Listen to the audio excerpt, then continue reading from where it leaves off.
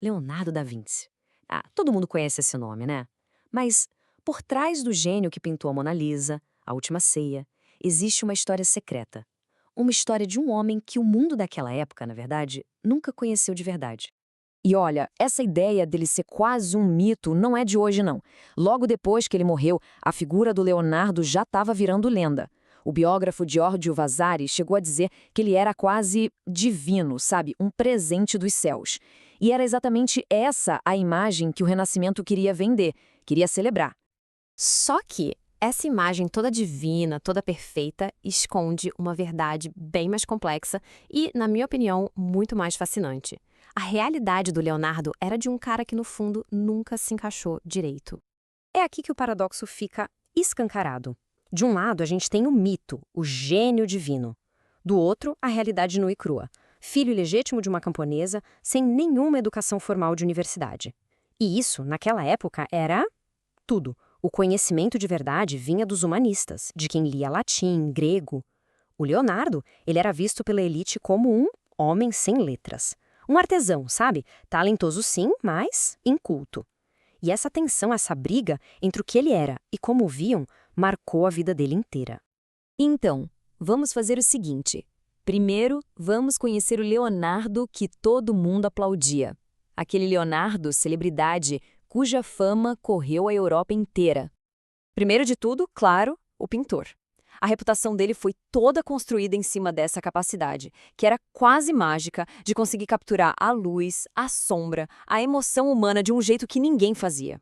Mas não parava aí. Ele também era um escultor famoso que sonhava em fazer estátuas gigantescas de bronze. Só que aqui a gente já começa a ver um padrão. Muitas dessas grandes obras ele nunca terminou. A mente dele ia além. Chegava na arquitetura e ele não pensava pequeno em construir só um prédio. Não, ele planejava cidades inteiras, sempre com uma visão, assim, muito à frente do seu tempo. E para fechar o pacote, músico. Dizem as boas línguas que ele era um mestre em improvisar versos e melodias com o alaúde. Ele encantava qualquer corte, até as mais difíceis. Mas o gênio dele não era só para alta cultura, não.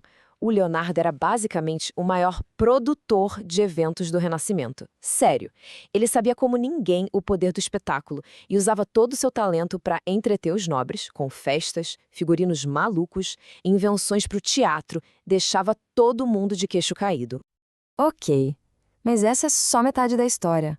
Porque longe dos aplausos, longe dos salões dos nobres, a gente entra agora num outro mundo. Um mundo que ficou escondido por séculos. A pergunta que fica é: o que ele fazia quando as festas acabavam, quando as portas se fechavam? Para onde que ia aquela mente inquieta do Leonardo?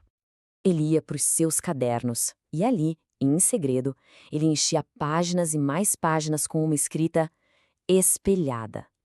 Isso mesmo, ele escrevia da direita para a esquerda. Como ele era ambidestro, isso era até meio natural para ele.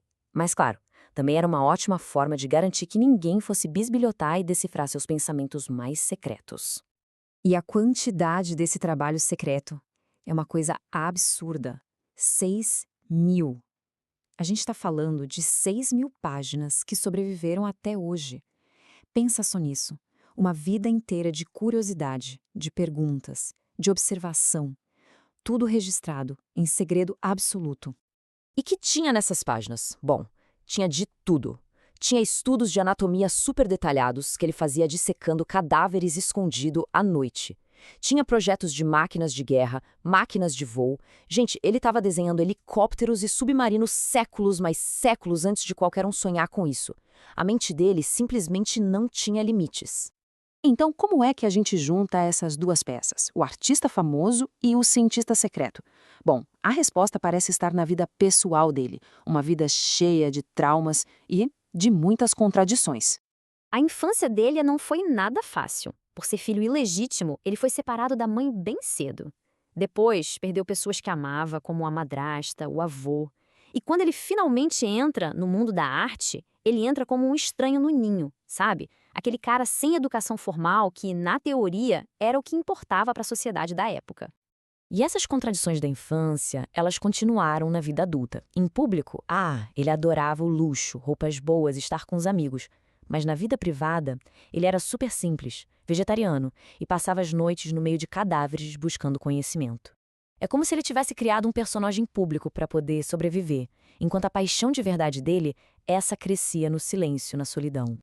Isso tudo nos leva à pergunta final, e talvez a mais curiosa de todas. Se o Leonardo era esse gênio todo, um cientista tão, mas tão à frente da sua época, por que a ciência dele demorou séculos para ter algum impacto? Para a gente entender, vamos pegar um exemplo prático. Estudando o movimento da água, o Leonardo fazia uns experimentos bem simples. E o ponto genial é que, mesmo sem ter as fórmulas de física que a gente tem hoje, ele sacou um princípio fundamental. Ele percebeu que a energia da água parada lá em cima se transformava em energia de movimento quando ela caía. Ele viu a ciência acontecendo. E isso 200 anos antes de um tal de Daniel Bernoulli provar isso com matemática.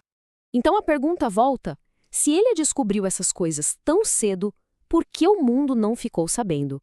Por que outros gênios, como Galileu, tiveram que basicamente redescobrir tudo do zero? A resposta, na verdade, é uma combinação de coisas. Primeiro, o perfeccionismo dele. Ele nunca achava que o trabalho estava bom o suficiente para publicar. Segundo, a tecnologia da época simplesmente não conseguia construir as invenções malucas dele. E por último, talvez o motivo principal: o medo. Medo de ser julgado, de ser ridicularizado por aquele elite que o via como um homem sem letras. E esse medo fez com que ele guardasse o seu maior tesouro só para ele. E a história do Leonardo deixa a gente com uma pulga atrás da orelha, né?